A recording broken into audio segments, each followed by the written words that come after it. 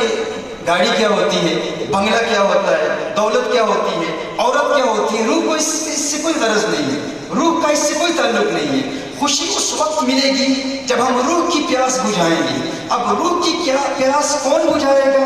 جس طرح میں نے کہا اس جسم کا تعلق اس دنیا سے ہے، روح کا تعلق اللہ سے ہے۔ اب اس جسم کی تمنائیں آرزویں اس دنیا سے پوری ہوتی ہیں اور روح کی خواہش پوری ہوگی اس ذات سے جس کا تعلق اللہ سے ہے اور جو اللہ کی جانب سے آیا ہے۔ وہ کون ہے؟ اللہ جل وعلا نے فرمایا فَلَنَحْيِيَنَّهُ حَيَاتًا طَيِّبَةً،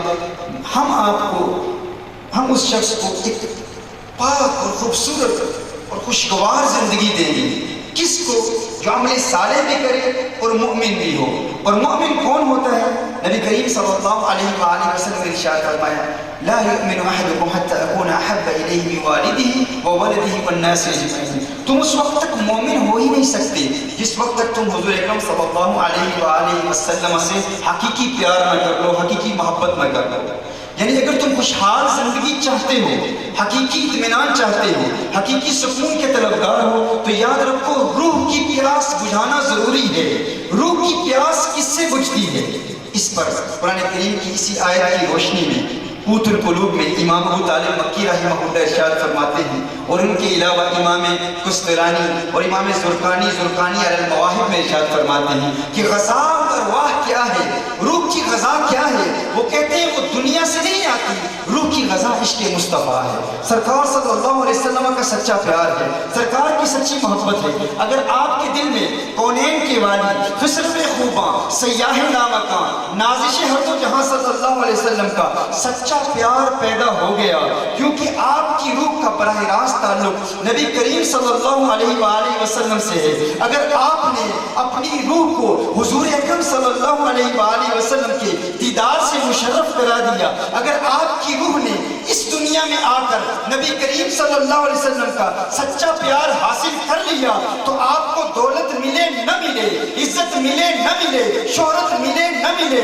آپ کو رفعت، بلندی، عظمت، برگزیدگی ملے نہ ملے، اچھی گاڑی ملے نہ ملے، دولت ملے نہ ملے، کچھ بھی نہ ملے، اگر آپ کی آنکھوں نے کونین کے والی کا حسین مکھڑا دیکھ لیا، مدینے والے کا دیدار کر لیا، تو عالم ارواح میں جب آپ کی روح نے کونین کے والی کو دیکھا تھا تو عالم ارواح کی وہ ملاقاتیں یاد آ جائیں گی۔ مدینے والے کی گنگریالے بالوں کو اگر آپ نے ایک مرتبہ دیکھ لیا، آمنہ کے لال کے لبوں پر تبسم کی ہنسی کھلکھلاہٹ کو ایک مرتبہ دیکھ لیا، تو آپ کی روح کی پیاس بجھ جائے گی۔ گویا آپ کی روح کہے گی پھر کے گلی گلی تباہ، ٹھوکریں سب کی کھائے کیوں، دل کو جو کر دے خدا تیری گلی سے جائے کیوں، رخصت قافلہ کا شور کش سے ہمیں اٹھائے کیوں، سوتے ہیں ان کے سائے میں کوئی ہمیں جگائے۔ آپ کی روح کی پیاس بجھ جائے۔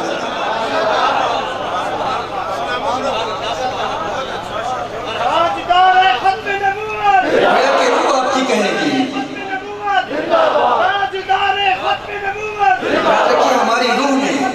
ہماری روح نے نبی کریم صلی اللہ علیہ وسلم کا دیدار کیا تھا۔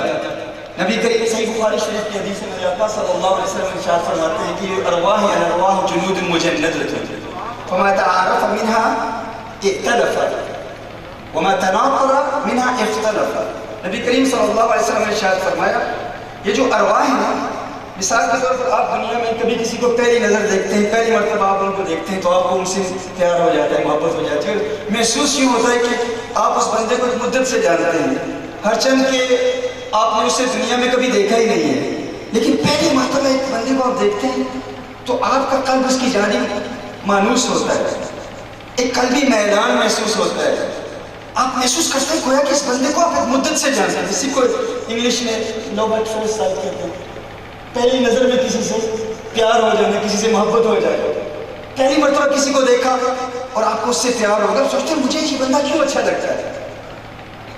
اور کبھی کبھی ایسا بھی ہوتا ہے کسی کو پہلی نظر دیکھا، اس نے آپ کو کچھ کہا نہیں، کوئی اختلاف نہیں، کوئی تنازع نہیں، کوئی کنٹروورسی نہیں، کوئی دشمنی نہیں، کوئی عداوت نہیں، لیکن آپ کا دل اس سے دوری محسوس کرتا ہے، آپ محسوس کرتے ہیں کہ آپ اس کے ساتھ چند لمحات بھی نہیں گزار سکتے.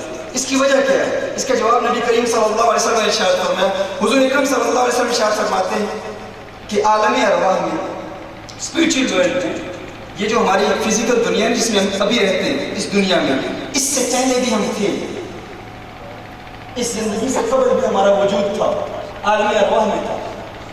یہ تو قرآن میں بھی ہے نا. الستو بربکم قالوا بلی. اللہ جل وعلا نے ہم سے پوچھا تھا، ارواح سے پوچھا تھا، کیا میں تمہارا رب نہیں ہوں؟ سب نے کہا تھا اے اللہ تمہارا رب. اس لیے کہاں کا واقعہ ہے؟ یہ ہمارے اس فزیکل لائف سے پہلے، ہماری جو اسپرچل ایگزسٹنس تھی، اس مادی دنیا میں، بشری زندگی سے پہلے ہم عالم ارواح میں موجود تھے. کیا آپ کو وہ یاد ہے اللہ نے جب فرمایا تھا؟ کس کو یاد ہے؟ ان کو یاد ہے، کسی بزرگ سے تعلق ہے اس لیے یاد ہوگا. ہر ایک کو تو یاد ہے. مجھے تو ساری باتیں، مجھے تو کچھ بھی یاد نہیں ہے. ساری باتیں کہوں گی مجھے تو یاد نہیں ہے. کچھ یہاں پر اہل اللہ بیٹھے ہیں جنہیں یاد ہوگا، یہاں بزرگ بیٹھے ہیں جنہیں یاد ہوگا. وہ اب ہم سے لوگ پوچھتے ہیں جب کہتے ہیں کہ نبی کریم صلی اللہ علیہ وسلم اللہ جل وعلا کی پہلی مخلوق ہیں، تو اس پر ہم دلیل دیتے ہیں کہ اللہ جل وعلا نے قرآن کریم میں ارشاد فرمایا کہ محبوب یاد کرو اس وقت، اس میثاق کو، اس عہد کو یاد کرو جب انبیاء کا عہد ہوا تھا، وہ عالم ارواح میں ہوا تھا. تو کچھ غیر نظریاتی لوگ، بدعقیدہ لوگ کہتے ہیں ہمیں یاد نہیں ہے. آپ کہتے ہو اس وقت تھے، سارے تھے، تو حضور اکرم صلی اللہ علیہ وسلم بھی تھے، لیکن ہمیں کیوں یاد نہیں ہے؟ تو ہم کہتے ہیں اس لیے یاد نہیں ہے کیونکہ ہمارے نفس کی خواہشات کی تکمیل کے لیے ہم رات دن محنت کرتے ہیں. جو نفس کہتا ہے ہم اس پر عمل کرتے ہیں. اگر آج ہم نفس امارہ کو ختم کر دیں، نفس امارہ کی ریکوائرمنٹس کو ہم ختم کر دیں اور نفس لوامہ کو تقویت دیں، تو ہمیں وہ عالم ارواح کی ملاقاتیں یاد آ جائیں. یہ گناہوں کی وجہ سے، ہمارے اندر کی ناپاکی کی وجہ سے کہ ہم اس وعدے کو بھول چکے ہیں، اس ملاقات کو بھول چکے ہیں. آج بھی اگر ہم تزکیہ نفس کے مراحل طے کریں اور اپنے دل کی سیاہی کو دور کر دیں تو ہمیں عالم ارواح کی ملاقاتیں یاد آ جائیں گی.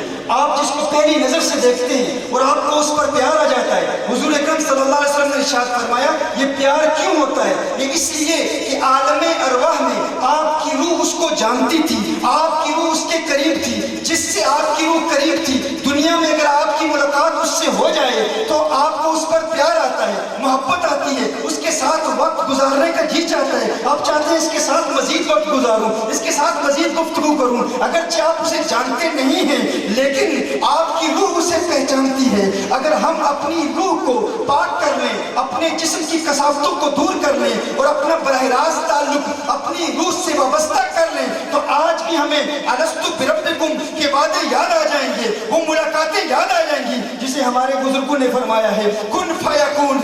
کل دی گل ہے کن فیکون، یہ تو کل کی بات ہے. بلکہ ایک اور بزرگ کا بتاؤں، کہا کن فیکون جد رب فرمایا اسی بھی اتھے ہاسے کالو بلا اسی کنی سنیا کوئی گونگے ڈورے ناسے اصل مکان لا مکان سی ساڈا اسی آن بتاں وچ پھاسے.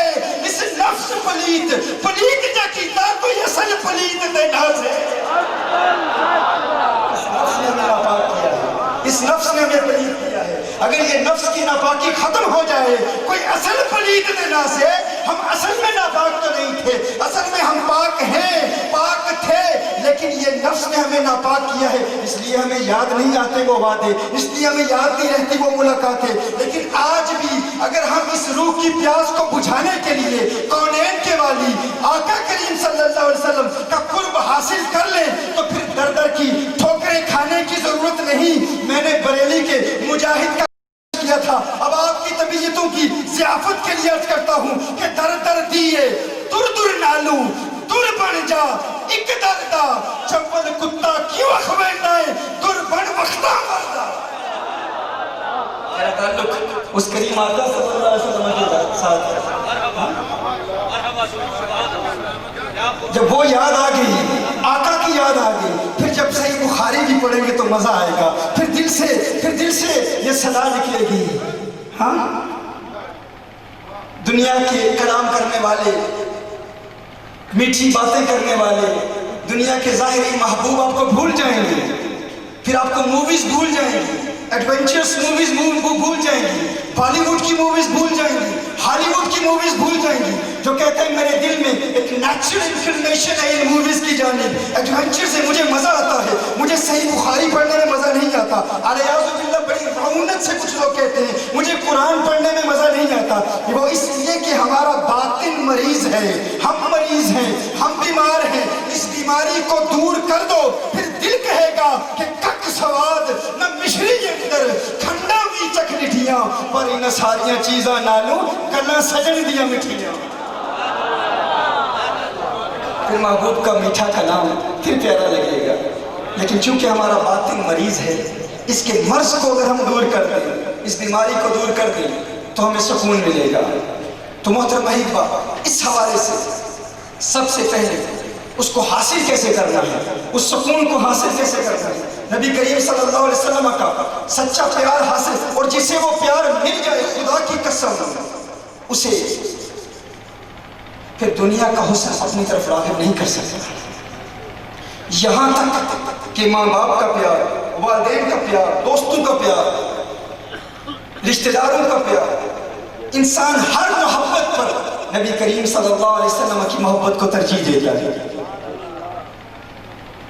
یہ جو آیا مبارکہ ختم نبوت کے حوالے سے پڑھی جاتی ہے، چونکہ یہ بھی ایک بڑا موضوع ہے، بڑا اہم ایشو ہے ہمارے آج پاکستان میں بھی، آپ دیکھ رہے ہیں کہ کیا معاملات ہو رہے ہیں۔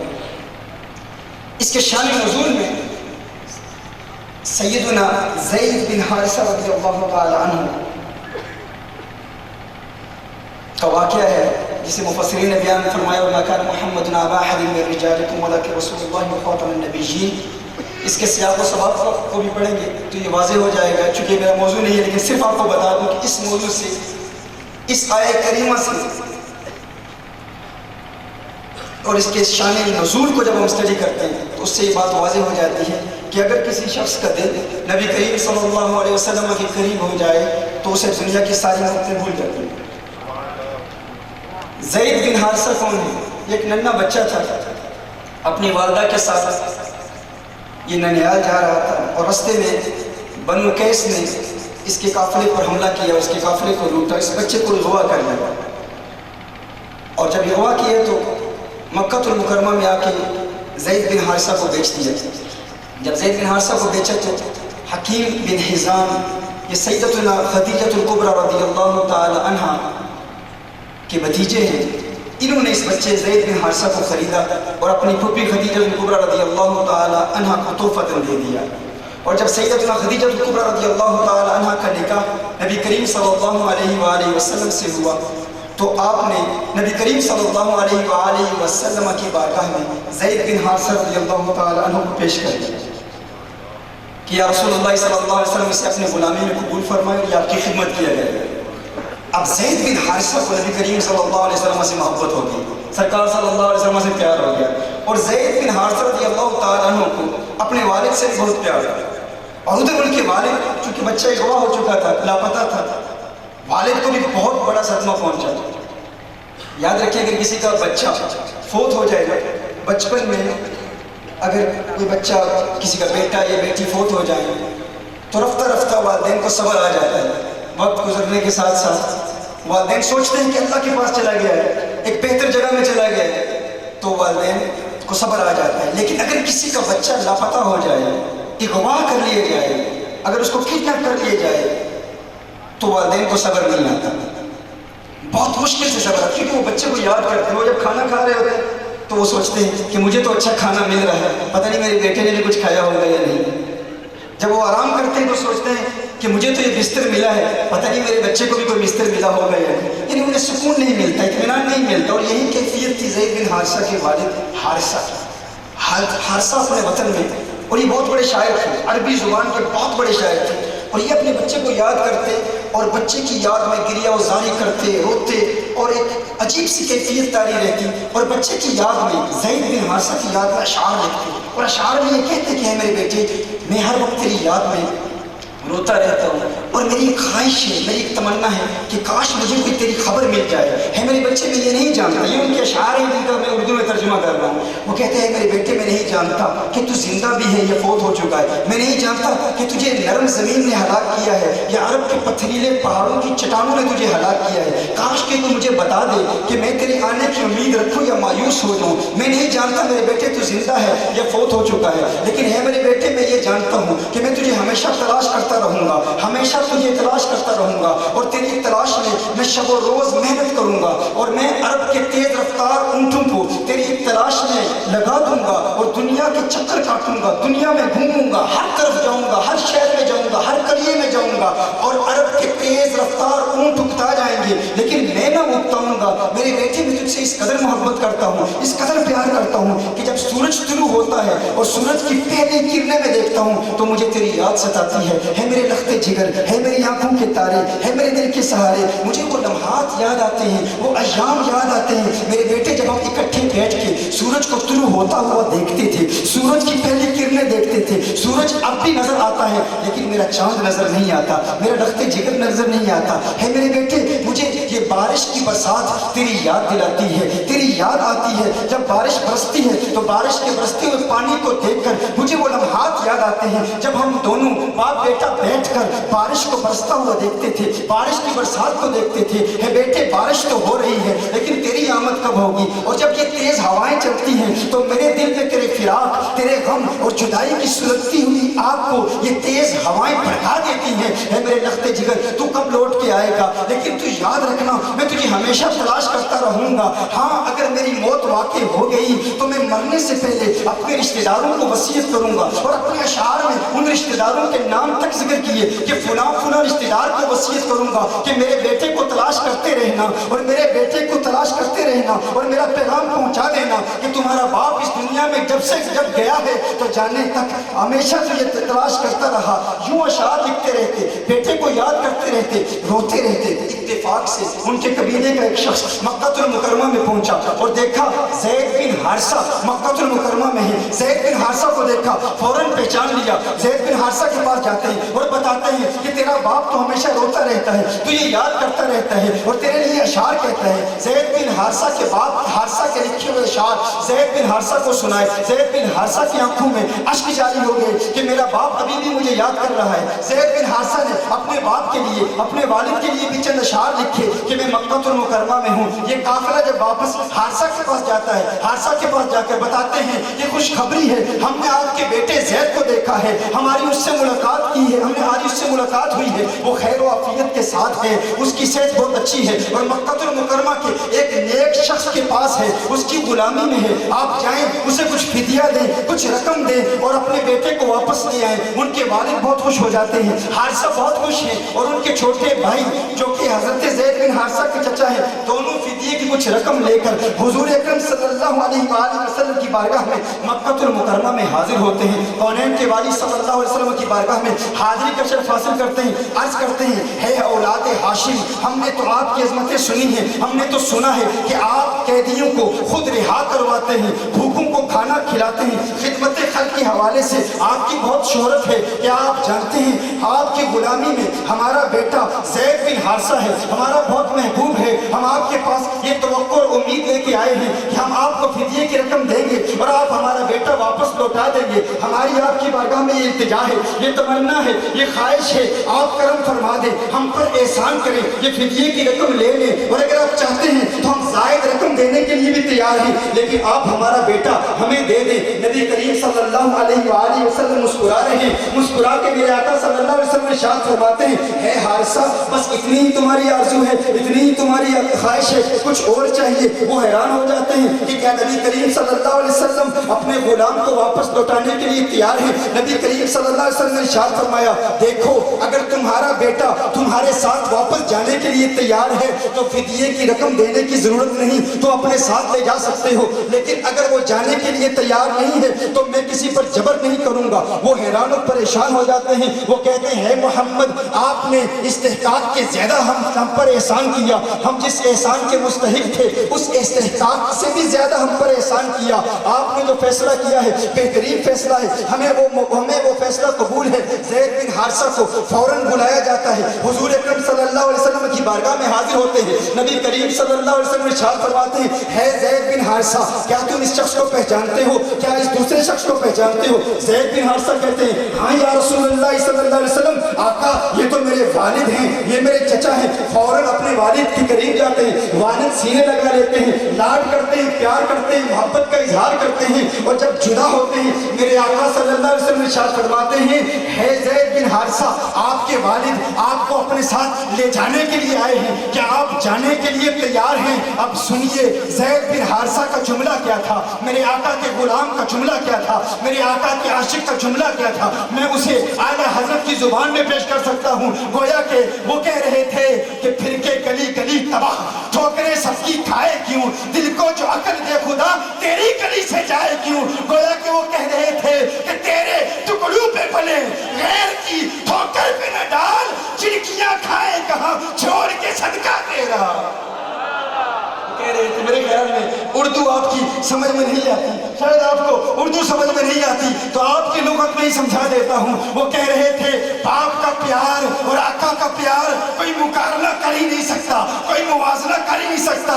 ہے میرے آقا آپ ان کے ساتھ بھیج رہے ہیں، والد حیران، چچا حیران۔ والد کہتے ہیں، چچا کہتے ہیں، ہے زید بن حارثہ غلامی کو آزادی پر ترجیح دیتا ہے، تو غلامی چاہتا ہے، ہم آزادی دیتے ہیں۔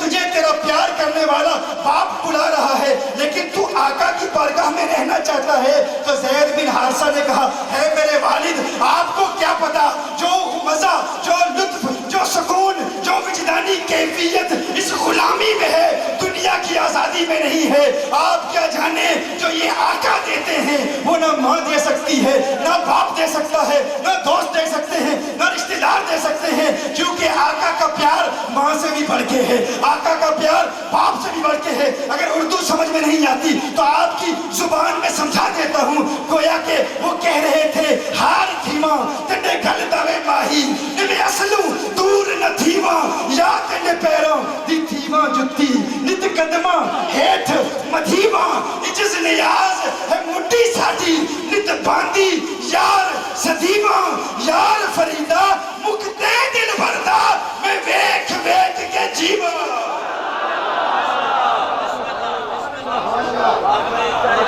یار فریدہ مکتے دل بردہ میں ویکھ ویکھ کے جیوا۔ گویا کہ کہہ رہے تھے گول گتا میں خیش قبیلہ ایک سانیا تے ملے نہ تھوں، رب دی سو ماہی پیارا لگنا ہے سکو بابل ویر تے ماں تھوں، عمر گزارا وچ قدمان دے ایک واری جے آکھے ہاں تو یار فریدہ میں دور نہیں بسنا تیری زلف دی ٹھنڈی چھاں تو۔ یار فریدہ میں دور نہیں بسنا تیری زلف دی ٹھنڈی چھاں۔ جنہیں اس بارگاہ سے پیار مل جاتا ہے، اس بارگاہ کی رسائی مل جاتی ہے، پھر اسے دنیا کا پیار بھول جاتا ہے، دنیا کی محبت یاد نہیں رہتی، وہ پھر پکارے کونین کے والی صلی اللہ علیہ وسلم۔ اور آج بھی وہ محبت آپ کو مل سکتی ہے، آج بھی وہ وجدانی کیفیت مل سکتی ہے، لیکن دل سے پکارے تو صحیح نا، خانہ دل کو پاک کرنے کے لیے تیار تو ہو جائے، اور اس وثوق اور یقین کے ساتھ کہ میرے آقا صلی اللہ علیہ وسلم جانتے ہیں، میرے آقا جانتا ہے۔ اس میں شیطان پھر وسوسے بھی پیدا کرتا ہے، شیطان وساوس بھی پیدا کرتا ہے، شیطان کہتا ہے کہ وہ جانتے کہاں ہیں، الیاذ باللہ وہ تو پردہ فرما چکے ہیں اور آپ کی آواز نہیں سنتے، یہاں تک کہہ دیا جاتا ہے کہ کیوں پکارتے ہیں۔ تو اس حوالے سے اگر اس وسوسے کا ازالہ کرنا شروع کر دو تو بہت طویل ہو جائے گا، وہ گفتگو بہت طویل ہو جائے گا۔ بس جس نے قرآن پڑھا ہے وہ جانتا ہے کہ مردے سنتے ہیں، مردے انسان تو کیا جانور بھی سنتے ہیں، لیکن کوئی سنانے والا ہو۔ پتہ نہیں یہ لوگ قرآن پڑھتے کیسے ہیں۔ سورہ بقرہ میں اللہ جل وعلا نے ارشاد فرمایا ابراہیم ربی ارنی کیف تحیی الموتى، جب سیدنا ابراہیم علیہ السلام نے اللہ جل وعلا کی بارگاہ میں یہ عرض کی تھی، اللہ تو مجھے دکھا کہ تو مردے زندہ کیسے کرتا ہے۔ اللہ جل وعلا نے ارشاد فرمایا کہ ہے ابراہیم تجھے یقین نہیں ابراہیم علیہ السلام عرض کرتے ہیں یا اللہ مجھے اطمینان چاہیے، یقین تو ہے اطمینان چاہیے. تو اللہ جل وعلا نے ارشاد فرمایا 4 پرندے لے، ان کو ذبح کر، ان کے جسموں کو ٹکڑے ٹکڑے کر کے ان کے جسموں کو مکس کر دے، خلط ملط کر دے، قیمہ بنا کے ان کے جسموں کا، کوے کا، طوطے کا، ایک روایت میں مرغی کا، کبوتر کا، ان کو کاٹ کے 4 پہاڑوں پہ رکھ دے. اور ہے ابراہیم پھر انہیں پکار، ہے ابراہیم پھر انہیں پکار. اب توجہ فرما رہے میں کیا عرض کر رہا ہوں؟ توجہ فرما رہے میں کیا عرض کر رہا ہوں؟ قرآن سے پیش کر رہا ہوں، قرآن سے پیش کر رہا ہوں، قرآن کریم کی آیت پیش کر رہا ہوں. فرمایا ان کو ذبح کر، ذبح کرنے کے بعد 4 مختلف پہاڑوں پہ رکھ دے. اور ہے ابراہیم پھر انہیں پکار. ابراہیم علیہ السلام نے کیا کیا؟ انہیں پکارا. جب کسی کو پکارا جاتا ہے تو کیا کہا جاتا ہے؟ یا کے ساتھ ہی پکارا نا. جب پکارا تو کیسے پکارا؟ یا. تو پھر کیا ہوا؟ قرآن تو پڑھتے ہیں نا. جب پکارا تو وہ 4 پرندے فوراً زندہ ہو گئے اور ابراہیم علیہ السلام کے پاس بھاگتے ہوئے آئے. قرآن نے کہا تھا کہ بھاگتے ہوئے، دوڑتے ہوئے ابراہیم تیرے پاس آ جائے. اگر اللہ کا نبی پکارے، یا کے ساتھ پکارے، تو پرندے سن سکتے ہیں، مرے ہوئے پرندے سن سکتے ہیں. جملہ سماعت فرمائیے گا. اگر پکارنے والا پکارے تو مرے ہوئے پرندے سن سکتے ہیں، تو مرے ہوئے بندے کیوں نہیں سن سکتے؟ پردہ فرمانے والے اللہ کے بندے کی قرآن سے پیش کر رہا ہوں، سورہ بقرہ سے پیش کر رہا ہوں. اور پھر یہ بھی دیکھیں ابراہیم علیہ السلام کی آرزو کیا تھی. وہ دیکھنا چاہتے تھے کہ ہے اللہ تو مردوں کو زندہ کیسے کرے گا، آخرت میں مردوں کو زندہ کیسے کرے گا. اللہ جل وعلا نے ارشاد فرمایا تو یہ جاننا چاہتا ہے میں زندہ کیسے کروں گا؟ ہے ابراہیم تو خود پکار، تو خود پکار، تو خود پکار کے دیکھ. ہے ابراہیم تو کہتا ہے اللہ زندہ کیسے کرتا ہے، میں تیری زبان میں ایسی تاثیر پیدا کر دوں گا. ہے ابراہیم تو پکارے گا، تیری پکار میں وہ تاثیر ہوگی کہ تیری آواز سن کے مردے زندہ ہو جائیں گے. میں کہتا ہوں نبی کی آواز سن کے اگر پرندے زندہ ہو سکتے ہیں تو آقا کی آواز سن کے بندے زندہ کیوں نہیں ہو سکتے؟ پرندے زندہ ہو سکتے ہیں تو حضور کی آواز سن کے حضور مردہ زندہ کیوں نہیں کر سکتے؟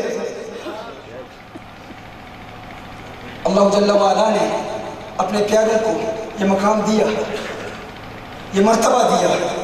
آج بھی اگر آپ، اور یہ جملہ کہنا چونکہ ابھی لاہور میں یہ مسئلہ تھا تو کہتے تھے قرآن سے، تو ہم نے قرآن سے ڈائریکٹ یہ اس کی وضاحت کی کہ یا کے ساتھ اگر پرندوں کو پکاریں، وہ مردہ پرندے ہیں وہ بھی سن لیتے ہیں، تو اللہ کے بندے کیوں نہیں سنیں گے؟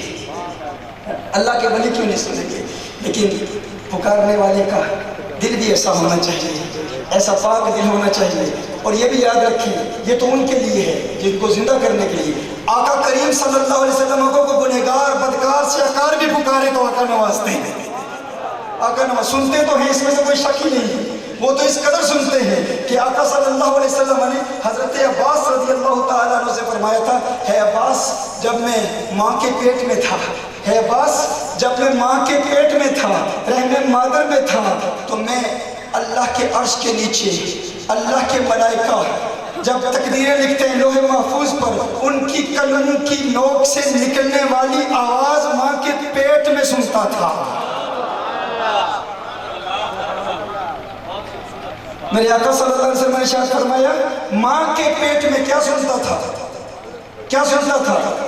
اللہ کے ملائکہ جو اللہ کے عرش کے نیچے قلموں سے لکھ رہے ہیں، ان قلموں کی نوک سے پیدا ہونے والی آواز کو ماں کے پیٹ میں سنتا تھا. میں کہتا ہوں جو آقا دنیا میں آنے سے قبل، جو آقا دنیا میں آنے سے قبل ماں کے پیٹ سے عرش کی آوازیں سن سکتے ہیں، وہ آقا اس دنیا سے جانے کے بعد قبر کے پیٹ سے امتی کی آوازیں کیوں نہیں سن سکتے؟ آنے سے پہلے سن سکتے ہیں تو جانے کے بعد کیوں نہیں سن سکتے؟ میرے آقا صلی اللہ علیہ وسلم، اب پکار کو تو دیکھیں لیکن پکارنے والوں میں ایسے بھی تو ہوتے ہیں۔ مجھے ایک ساتھی نے آتے کہا کہ وہ امام تفتزانی کا واقعہ سنا دینا۔ ہم امام تفتزانی بنا کیسے؟ ہاں، تفتزانی کو وہ مقام ملا کیسے؟ تفتزانی کون ہے؟ تفتزانی انتہائی کن ذہن بندہ تھا، بلید الناس، بہت کمزور ذہن والا، بہت کمزور استعداد والا، لیکن علم پڑھنے کا جذبہ تھا، عالم دین بننا چاہتا تھا، علمی دنیا میں بہت بلند مقام حاصل کرنا چاہتا تھا۔ امام تفتزانی رحمہ اللہ قطب الدین رازی کا شاگرد تھا۔ امام تفتزانی کس کا شاگرد تھا؟ قطب الدین رازی کا شاگرد تھا، لیکن انتہائی کن ذہن تھا، اس قدر کمزور ذہن والا شخص تھا کہ مدرسے میں اگر کسی کو احمق کہا جاتا، حماقت کی علامت اور مثال امام تفتزانی بن گیا تھا۔ لیکن یہ تفتزانی پھر بعد میں بہت بڑا عالم بنا، کیسے بنا یہ آپ کو بتاؤں گا، اور کس نے امام تفتزانی کو کیا مقام دیا، کیا مرتبہ دیا اور کیسے دیا، یہ آپ کو بتانا چاہتا ہوں۔ یہ تفتزانی ایسا تھا کہ اگر استاد کسی احمق، کسی کند ذہن شاگرد کو سزا دیتے یا جملوں میں اس سے غصے کا اظہار کرتے تو یہ نہ کہتے کہ تو جاہل ہے، یہ نہ کہتے کہ تو نکما ہے، وہ کہتے کہ تو نیرا تفتزانی ہے، تو نیرا تفتزانی ہے۔ یعنی تفتزانی حماقت اور جہالت کی علامت بن گیا تھا۔ یہ تفتزانی جسے سب کند ذہن کہتے تھے، سب احمق کہتے تھے، اس تفتزانی کو علم دین سے پیار تھا، یہ عالم دین بننا چاہتا تھا، یہ دین اسلام کے علوم پڑھنا چاہتا تھا، یہ علمی دنیا میں مقام حاصل کرنا چاہتا تھا، علم حاصل کرنے کی نیت میں بہت مخلص تھا، بہت سنسیئر تھا۔ یہی تفتزانی ایک رات اپنے کمرے میں بیٹھا، تنہائی میں دین اسلام کی کتابیں پڑھ رہا ہے، علوم دینیہ کی کتابیں پڑھ رہا ہے، بار بار کتابیں یاد کرنے کی کوشش کرتا ہے لیکن کچھ سمجھ نہیں آتا، بار بار کتاب کھولتا ہے پھر بند کرتا ہے، پھر کتاب کھولتا ہے پھر بند کرتا ہے، سمجھ کچھ نہیں آتا لیکن محنت کر رہا ہے۔ اچانک تفتزانی پر کیفیت طاری ہوگی، تفتزانی رو رہا ہے، گر گرا رہا ہے، کہتے ہیں اللہ میں کند ذہن ہوں، میری استعداد کم ہے، کم عقل ہوں، میرا حافظہ بہت کمزور ہے، لیکن ہے اللہ تو یہ تو جانتا ہے کہ میں تیرے محبوب کا دین پڑھنا چاہتا ہوں، میں عالم دین بننا چاہتا ہوں، ہے اللہ آج میرے دل کی دنیا آباد فرما دے، ہے اللہ میرے اخلاص کو دیکھ، کرم فرما، میرے دل کی دنیا کو آباد فرما، شرح صدر فرما دے، میرے دل کو کھول دے۔ تفتزانی رو رہا ہے، رو رو کے گر گرا کے اللہ کی بارگاہ میں التجائیں کر رہا ہے، تمناؤں کا اظہار کر رہا ہے۔ اچانک کوئی دروازے پر دستک دیتا ہے، تفتزانی کہتا ہے کون ہے؟ کہا ہے تفتزانی باہر آ جاؤ۔ کہا کیوں آؤں؟ کہا آؤ تفتزانی سیر کو چلتے ہیں۔ تفتزانی نے کہا مجھے سیر کے لیے نہیں بنایا گیا۔ کہا کس لیے بنایا گیا؟ کہا مجھے عالم دین بنایا گیا ہے، علم دین کی خدمت کے لیے پیدا کیا گیا۔ آتا جاتا کچھ نہیں تفتزانی کو، سمجھ کچھ نہیں آتا، علم دین نہیں پڑھ سکتا، جو دیکھتا ہے بھول جاتا ہے، سمجھتا بھی کچھ نہیں ہے، حماقت کی علامت ہے۔ استاد کسی کو احمق نہیں کہتے، کہتے تو نیرا تفتزانی ہے، لوگوں کو گدھا نہیں کہتے، کہتے تو تفتزانی ہے۔ اس قدر تحقیر تذلیل کی علامت بن چکا تھا، لیکن اس کا جذبہ دیکھیے، اس کا خلوص دیکھیے، اس کی محبت دیکھیے، دین اسلام کی طرف رغبت و میلان دیکھیے۔ تفتزانی کہتا ہے کہ دیکھو مجھے سیر کے لیے نہیں بنایا گیا ہے، پکارنے والے ہے، دروازے پہ دستک دینے والے سن، میں علم دین پڑھنا چاہتا ہوں، عالم دین بننا چاہتا ہوں، مجھے سیر کے لیے نہیں بنایا گیا، دین اسلام کے علوم و فنون کی خدمت کے لیے بنایا گیا ہے۔ تفتزانی پھر رو رہا ہے، پھر اللہ کی بارگاہ میں عرض کر رہا ہے اللہ میرا سینہ کھول دے، میں علم دین پڑھنا چاہتا ہوں لیکن مجھے کچھ سمجھ نہیں آتا۔ پھر کسی نے دروازے پر دستک دی، تفتزانی پھر کہتا ہے کون ہے؟ کہا ہے تفتزانی باہر آ جاؤ، سیر کو چلتے ہیں۔ تفتزانی پھر کہتا ہے مجھے سیر کے لیے نہیں بنایا گیا، مجھے علم دین حاصل کرنے کے لیے بنایا گیا۔ تفتزانی پھر اسے بھیج دیتا ہے، تیسری مرتبہ پھر کسی نے دروازے پر دستک دی، تفتزانی نے پھر کہا ارے میں نے تمہیں کہا ہے میں باہر نہیں آؤں گا، علم دین پڑھنے کے لیے مجھے بنایا گیا ہے، سیر و تفریح میں اپنا وقت ضائع نہیں کروں گا۔ کہا ہے تفتزانی تو جاننا چاہتا ہے باہر کون آیا ہے؟ کہا کون آیا ہے؟ آپ کو بتانا چاہتا ہوں، اس واقعے کو ابن حماد حنبلی نے لکھا ہے، جو غیر نظریاتی بندہ ہے، سنی نہیں ہے، اس کا تعلق مجسمہ سے ہے، یعنی ہمارے عقیدے کا بندہ نہیں ہے۔ جس عالم نے یہ واقعہ لکھا وہ ہمارا اہل سنت کا عالم نہیں ہے۔ اس نے کہا کہ تفتزانی کو کہا گیا تفتزانی تو جانتا ہے باہر کون آیا ہے؟ یا یہ بھی یاد رکھیں اس واقعے سے میرے آقا صلی اللہ علیہ وآلہ وسلم کا وصال تقریباً 700-800 سال پہلے ہو چکا تھا۔ امام تفتزانی کے دور سے تقریباً 700 سال پہلے کا دور میرے آقا صلی اللہ علیہ وسلم کے وصال کا وقت ہے، لیکن اس پکارنے والے نے کہا ہے تفتزانی جانتا ہے باہر کون آیا ہے؟ کہا کون آیا ہے؟ کہا مدینے والے آقا آ گئے ہیں، آقا آ گئے ہیں، تو نے پکارا تھا نا، ہے اللہ میرا سینہ کھول دے، ہے اللہ میرا دل کھول دے، جاننا چاہتا ہے باہر کون कौन आया है? कहा कौन आया है? कहा कौनैन के वाली आ गए हैं, खुसरवे खूबा आ गए हैं, सयाह लामका आ गए हैं, नाजिश हद जहाँ आ गए हैं। तफ्ताज़ानी अब किताबों को भूल जाता है, तफ्ताज़ानी अब किताबों को भूल जाता है, किताबें वहीं छोड़ के चला जाता है। वो तफ्ताज़ानी जिसे कभी कोई किताबों से जुदा नहीं कर सकता था, अब किताबें वहीं रह जाती हैं, अपनी दस्तार तक भूल जाता है, अपना जुब्बा तक भूल जाता है। क्यों? क्योंकि अब किताबों वाला आ गया है, अब किताबों वाला आ गया है। गोया कि तफ्ताज़ानी कह रहा है, चक घूंघट शर्म ही जाबानू, छत दर्स से फूक किताबानू, इथे कम नहीं पढ़न पढ़ावन दा, सिख चज को यार मना मनदा, यार बना बनता। अब यार बनाने का वक्त आया। तफ्ताज़ानी फौरन बाहर चला जाता है, बाहर चला जाता है, देखता है बाहर कौनैन के वाली तशरीफ रखते हैं। आका फरमाते हैं, हे तफ्ताज़ानी मुंह खोल, हे तफ्ताज़ानी मुंह खोल। तफ्ताज़ानी मुंह खोलता है, आका अपना लुआबे दहन अता फरमाते हैं, आका अपना लुआबे दहन अता फरमाते हैं। तफ्ताज़ानी उसके बाद आका की बारगाह से फैज़याब होता है, फिर ऐसा फैज़याब होता है, ऐसा मकाम हासिल करता है, ऐसा मर्तबा हासिल करता है कि अब दूसरा दिन है, वही दरसगाह है, वही मदरसा है, वही इल्म की जगह है, वही उस्ताद है, वही तुल्लाबुल इल्म है। कुतुबुद्दीन राजी किताबें पढ़ा रहा है, इल्म पढ़ा रहा है, लेकिन अब तफ्ताज़ानी बड़ा का आदमी बन गया है। जिस तरह एक सांप किसी पर हमला करता है, उछल कर किसी पर हमला करता है, इस अंदाज में तफ्ताज़ानी इल्मी निकात को यूं हमलावर होता है इल्मी निकात पर कि उस्ताद पर एतराज करता है, उस्ताद पर अंगुश्त तनकीद उठाता है, जुबानें तंग दराज करते हुए बार बार एक नुक्ता, दूसरा नुक्ता, तीसरा नुक्ता गिरफ्त करता है। उस्ताद हैरान परेशान, तफ्ताज़ानी आज क्या हुआ, एक रात में क्या हुआ? अरे तू तो कुंद ज़हन था, तू तो बलीदुन नास में भी तेरा शुमार नहीं होता था, हम तुम्हें हमाकत और जहालत की अलामत कहते थे। है तफ्ताज़ानी एक रात में क्या हो गया, किसने तुझे क्या अता कर दिया? तफ्ताज़ानी ने कहा, है मेरे उस्ताद ये राज की बात है, फकत आपको बताऊंगा। उस्ताद ने फौरन क्लास खत्म कर दी और फौरन तफ्ताज़ानी को अलहदा ले जाते हैं, कहते हैं बता तफ्ताज़ानी एक रात क्या हो गया? उस्ताद ने अपने अंदाज में पूछा, तफ्ताज़ानी ने अपने अंदाज़े दिलबराना में जवाब दिया, मेरे पास अल्फाज नहीं कि मैं तफ्ताज़ानी की उन खूबसूरत कैफियत को लफ्जों का जामा पहनाऊं, लेकिन मैं अपने अंदाज में कहता हूँ। गोया के तफ्ताज़ानी ने कहा होगा, एक माहे अदन नूरानी बदन, नीची नजरें सबकी खबरें, वो दिखा के पवन, वो सुना के सुखन, मरा फूंक गया सब तन मन धन। फूंक गया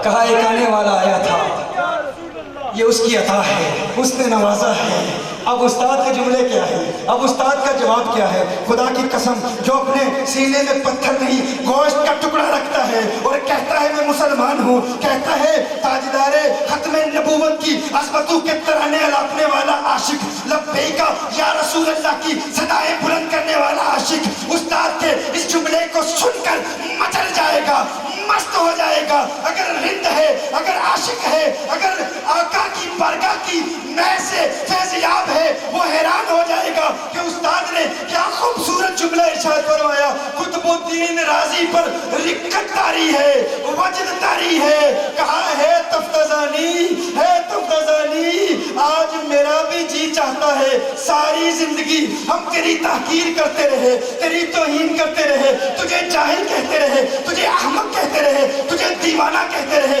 तुझे जहालत की अलामत तस्वुर करते रहे, लेकिन ए तफ्ताज़ानी आज कुतुबुद्दीन राजी तेरा उस्ताद कहता है कि काश मैं भी जाहिल होता और मदीने वाले को मुझ पर भी प्यार आ जाता, काश मैं भी जाहिल होता को मुझ पर भी प्यार आ जाता।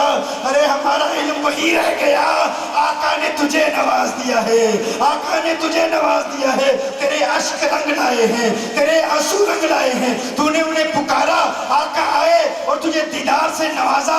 अरे जिसे उस बारगाह से बराह रास्त फैज़ मिल जाए, फिर उसे किताबों का एहतियाज नहीं रहता, उसे फिर किताबों की जरूरत नहीं रहती, क्योंकि उसे बारगाह मुस्तफा से बराह रास्त फैज़ मिल चुका होता है। मत कहा करो वो जिंदा नहीं है, वो आते नहीं हैं, وہ آتے ہیں، کرم فرماتے ہیں، عنایات کی برسات فرماتے ہیں، اور فقط اور یہ وہ کیفیات ہیں جب انسان کو مل جاتی ہے انسان دائمی سکون حاصل کر لیتا ہے. اسی کو الٹیمیٹ بلیس کہتے ہیں. یہ ہے وہ روح کی غذا، یہ ہے وہ روح کی غذا جسے میں نے ابتدا میں عشق مصطفیٰ سے تعبیر کیا تھا صلی اللہ علیہ وسلم. فَلَنُحْيِيَنَّهُ حَيَاتٌ طَيِّبَةٌ، یہ ہے حیات طیبہ. لیکن جب انسان کو یہ پاک زندگی مل جائے، یہ حیات طیبہ مل جائے، پھر انسان کا دل بھی پرسکون ہو جاتا ہے، اور پھر اللہ جل وعلا اسے دنیا میں بھی ترقی دیتا ہے، دنیا میں بھی کامیابی دیتا ہے. کیسی کامیابی؟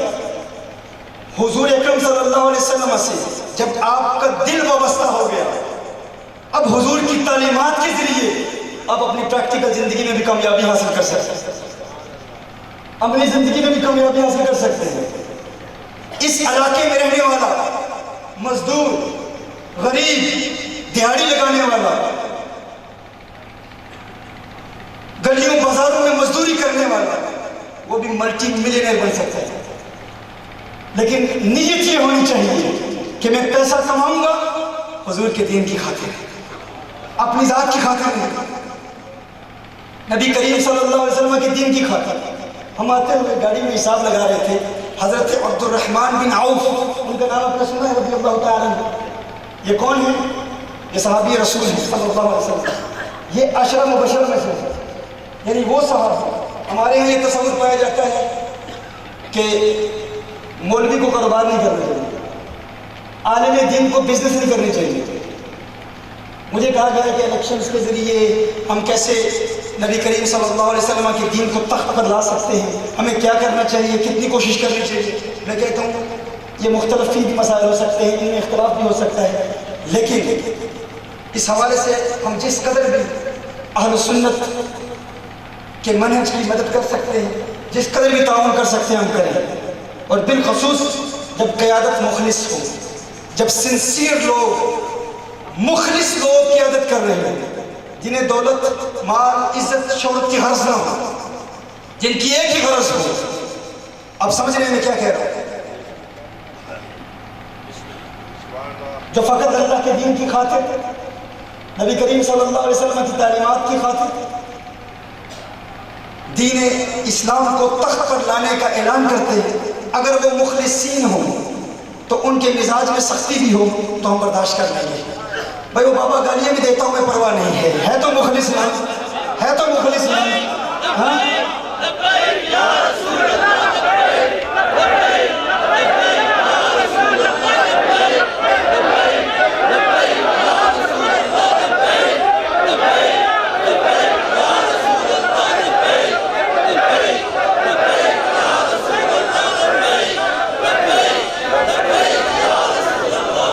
مخلص ہونا چاہیے بندہ، دین کی خاطر کر رہا ہو، ہم سب کچھ برداشت کریں گے.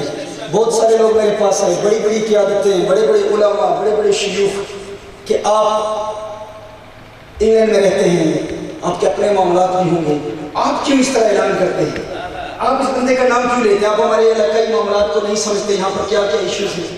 تو میں ہمیشہ کہتا ہوں کہ ہم یہاں رہتے نہیں، ہمیں نہیں پتا کہ آپ کے معاملات کیا ہیں، لیکن اگر کسی بندے میں ہم خلوص دیکھتے ہیں اور یہ دیکھتے ہیں وہ اللہ کی رضا کی خاطر کر رہا ہے، تو ہمارا سارا دعویٰ یہی ہے، ہمارا سارا کام یہی ہے کہ نہ غرض کسی سے نہ واسطہ، مجھے کام اپنے ہی کام سے، تیرے ذکر سے، تیری فکر سے، تیری یاد سے، تیرے نام سے. اگر کوئی اس کی یاد والا ہے، اس کے نام والا ہے تو وہ ہمارا ہے، اگر وہ دین سے مخلص ہے وہ ہمارا ہے. اور ہمیں الحمدللہ اس میں کوئی خوف نہیں، ہزار خوف ہو لیکن زباں ہو دل کی رفیق، یہی رہا ہے ازل سے قلندروں کا طریق.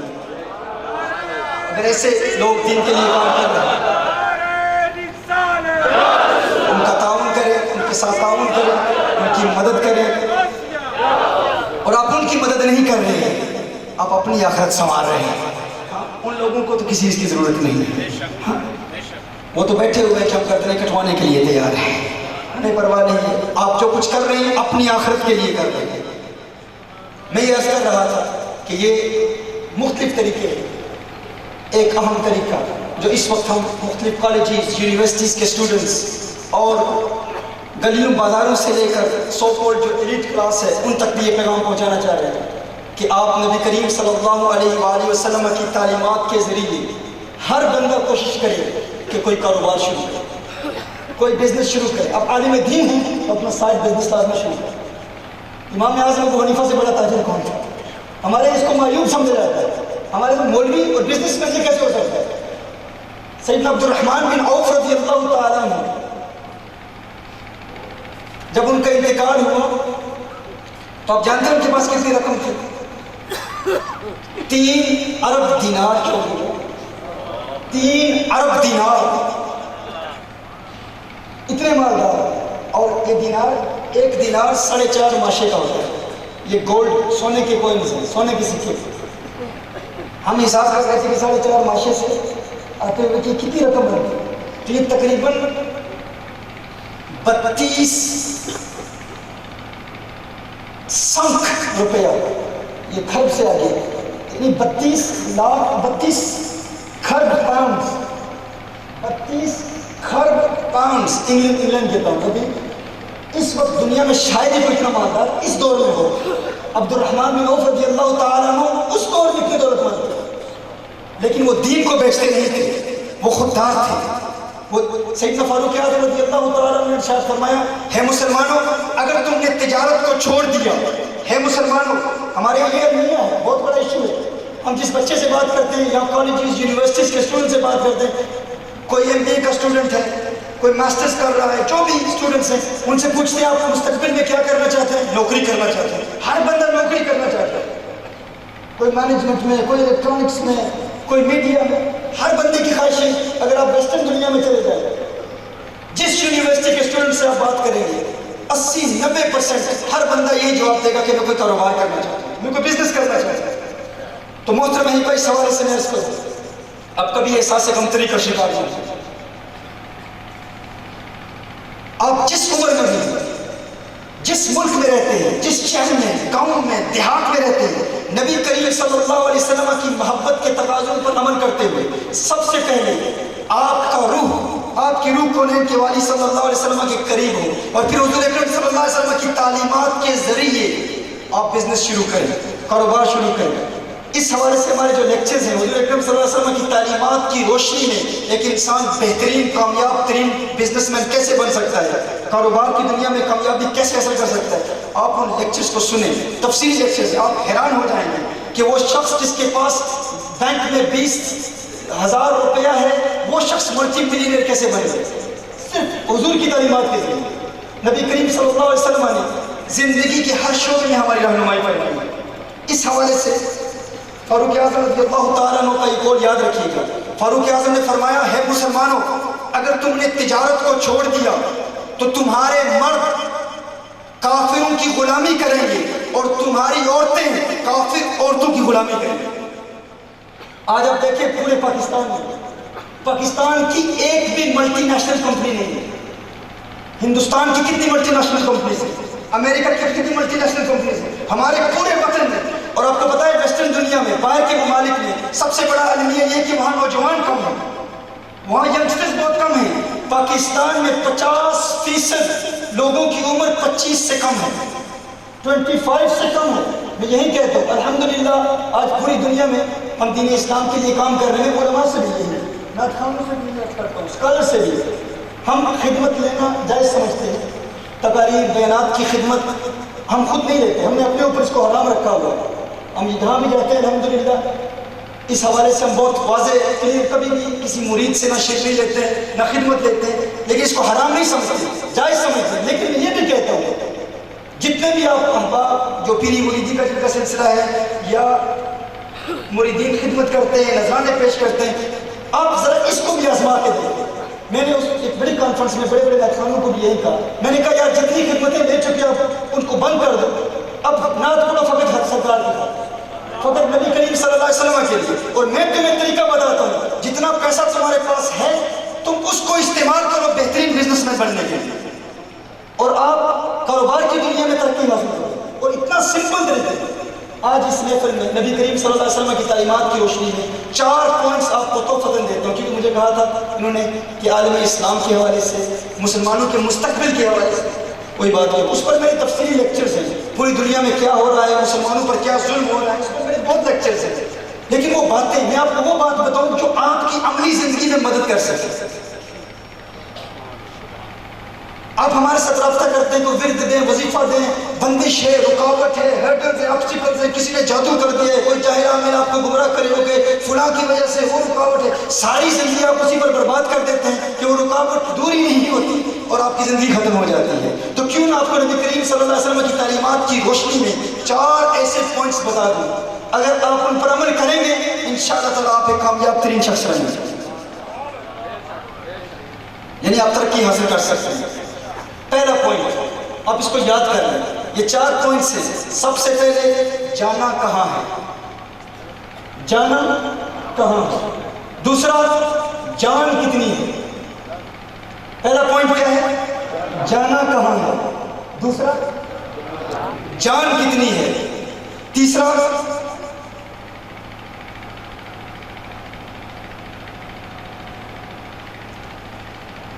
پوائنٹ، پہلا پوائنٹ کیا ہے، جانا کہاں ہے، دوسرا جان کتنی ہے، تیسرا جاؤں گا کیسے، چوتھا جان لگا دوں۔ یہ 4 پوائنٹس آپ یاد رکھیں، ان پر عمل کر لیں انشاءاللہ تعالیٰ دنیا کی کوئی طاقت آپ کو ترقی اور کامیابی سے نہیں روک سکتی۔ پہلا پوائنٹ کیا ہے، جانا کہاں ہے۔ میں آپ سے پوچھتا ہوں جتنے بھی احباب یہاں پر بیٹھے ہیں، کیا آپ کو پتا ہے کہ آپ کی زندگی کا مقصد کیا ہے، کاروبار کی دنیا میں، تعلیم کی دنیا میں، آئندہ آنے والے 5 سالوں میں آپ کی زندگی کا گول کیا ہے؟ جسے یہ نہیں پتا، اپنی زندگی کا منتہا نظر، اپنا گول جس کو نہیں پتا وہ کبھی کامیاب نہیں ہو سکتا۔ میں آپ سے پوچھتا ہوں، علماء سے پوچھتا ہوں، ان سے آغاز کرتا ہوں، کیا آپ نے اپنی زندگی کے گولز مقرر کیے کہ میرا الٹیمیٹ گول کیا ہے، میرا مقصد کیا ہے، نیکسٹ 5 سالوں میں نے کاروبار میں کیا حاصل کرنا ہے، دین کی کتنی کتابیں لکھنی ہیں، کتنے لیکچرز دینے ہیں، اپنی تحریک کو کہاں تک پہنچانا ہے، کتنے گستاخوں کو سنی بنانا ہے، تحریک لبیک یا رسول اللہ صلی اللہ علیہ وسلم کو نیکسٹ 5 سال میں کہاں پہنچانا ہے۔ کیا آپ کے مقاصد کلیئرز ہیں، کیا آپ کا گول کلیئر ہے؟ میں بزرگوں سے پوچھتا ہوں، آپ بتائیں کیا آپ کا مقصد آپ کے لیے واضح ہے، کلیئر ہے؟ اگر آپ کا گول کلیئر نہیں ہے تو آپ زندگی میں کبھی کامیاب نہیں ہو سکتے۔ آج کی اس محفل کا یہ پیغام آج آپ ذہن نشین کر لیں، بچہ بیٹھا ہے، بوڑھا بیٹھا ہے، جو بھی بیٹھا ہے، سب سے پہلے اپنا گول مقرر کریں کہ اگر آپ دہاڑی لگاتے ہیں، مزدوری کرتے ہیں، نوکری کرتے ہیں، جو کچھ بھی کرتے ہیں، کیا ساری زندگی یہی کرتے رہیں گے؟ جبکہ آپ کے آقا کریم صلی اللہ علیہ وسلم نے آپ کو وہ خوبصورت تعلیمات دی ہیں کہ آپ کامیابی کی دنیا میں، ترقی کی دنیا میں آپ پرواز کر سکتے ہیں، اونچائیوں میں پرواز کر سکتے ہیں۔ آپ کے آقا وہ کریم آقا ہیں کہ جن کے صحابہ نے ان کی تعلیمات پر عمل کیا اور اللہ جل وعلا نے ان کو کامیابیوں اور کامیابیوں سے نوازا، تو آپ کیوں محروم ہیں؟ آپ کو اگر یہ بھی پتہ نہیں کہ آپ کی زندگی کا مقصد کیا ہے، آج اس محفل میں سب سے پہلے آپ اپنا مقصد کلیئر کریں کہ آپ اپنی اس زندگی میں نیکسٹ 5 سال میں آپ اپنے آپ کو کہاں دیکھتے ہیں؟ کیا آپ محنت ہر روز دیکھتے ہیں انسان؟ ہر روز آپ آئینہ دیکھیں گے، جب آپ اپنا چہرہ دیکھیں گے تو آپ کے آئینے پر لکھا ہوگا کہ میں نے آئندہ 5 سال میں فلاں فلاں کام کرنا ہے، لیکن گول ایک ہو، ایک بڑا گول ہو۔ ہمارے لوگوں کو پتہ ہی نہیں ہوتا آپ نے کیا کرنا ہے، دیکھ لوں گا۔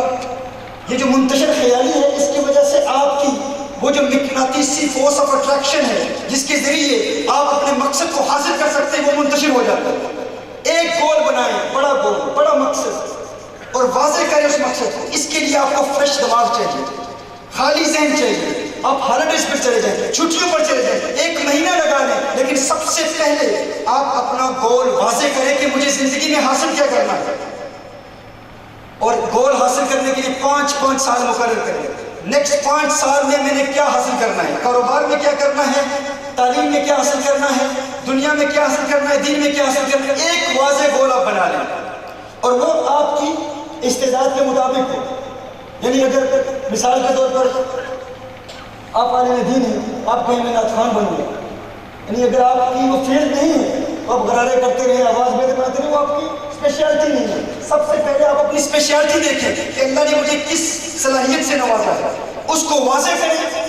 کوئی بڑا شخص کہے کہ میں اب فٹ بالر بننا چاہتا ہوں, تو اس طرح اپنا وقت ضائع نہ کریں. سب سے پہلے دیکھیں کہ میرے اندر وہ کون سا گوہر نایاب ہے, وہ کون سی صلاحیت ہے جو میرے اللہ نے میرے دل میں رکھی ہے, اس کو واضح کریں. 5 سال کے اندر آپ کا نیکسٹ ٹارگٹ کیا ہے, یہ سب سے پہلی بات. دوسری بات, پہلی کیا ہے, جانا کہاں ہے. دوسری بات, جان کتنی ہے. آپ کہیں گے یار میں تو یہاں پر دیہات میں رہتا ہوں یا ان علاقوں میں رہتا ہوں, برطانیہ سے آیا ہے, یہ وہاں کی باتیں کر رہا ہے, وہاں ممکن ہوگا, یہاں تو کرپشن ہے, سیاستدان کرپٹ ہیں, یہاں پر تو مہنگائی ہے, 100 معاملات ہیں, رشوت چلتی ہے. میں آپ کو بتا دینا چاہتا ہوں, جتنے حالات ناسازگار اور مشکل ہیں اتنا ہی آسان کامیابی حاصل کر سکتا ہے. جب حالات سازگار ہوں تو انسان سست ہو جاتا ہے. آپ دنیا میں جتنے بھی بڑے لوگوں کو دیکھیں گے, آپ کسی بڑے باپ کے بیٹے کو دیکھ کر کبھی مروب نہ ہوں کہ اس کی گاڑی بڑی ہے کیونکہ بڑے باپ کا بیٹا ہے, وہ کامیاب ہو سکتا ہے. ہم لوگ تو کیسے کامیاب ہو سکتے ہیں؟ نہیں, وہ بڑے باپ کا بیٹا. کبھی آپ نے کسی بڑے باپ کے بیٹے کو کامیاب ہوتے ہوئے بھی دیکھا ہے؟ کیا کوئی بیٹا اپنے باپ سے بڑا ہوا؟ مشکلات کا سامنا باپ نے کیا ہے. بیٹے تو اکثر باپ کی دولت کو ضائع ہی کرتے, وہ تو سنبھال میں نہیں پاتے. کسی بڑے عالم کی اولاد کو اپنے باپ سے بڑا ہوتے ہوئے دیکھا, بہت مشکل ہوتا ہے. وہ اگر سنبھال کے لے تو بڑی بات ہے. کسی بڑے پیر کی اولاد کو کیا آپ نے کبھی کامیاب ہوتے ہوئے دیکھا ہے کہ وہ اپنے باپ سے بھی آگے چلا جائے؟ بہت کم ہوتا ہے. یار سنبھالنے میں تو بڑی غنیمت ہے, بہت بڑی اچیومنٹ ہے اگر وہ اس کو سنبھال بھی لیں. ہمیشہ ان طبقات سے, غریبوں سے لوگ ان اونچائیوں تک رسائی اور مقام حاصل کرتے ہیں جو بڑے بڑے لوگ حاصل نہیں کر سکتے. آپ حاصل کر سکتے ہیں, لیکن شرط یہ ہے کہ گول واضح ہو. اور دوسری بات, جان کتنی ہے. آپ کو یقین ہونا چاہیے کہ اللہ نے حضرت انسان کو لازوال طاقت دی ہے, بے پناہ طاقت دی ہے.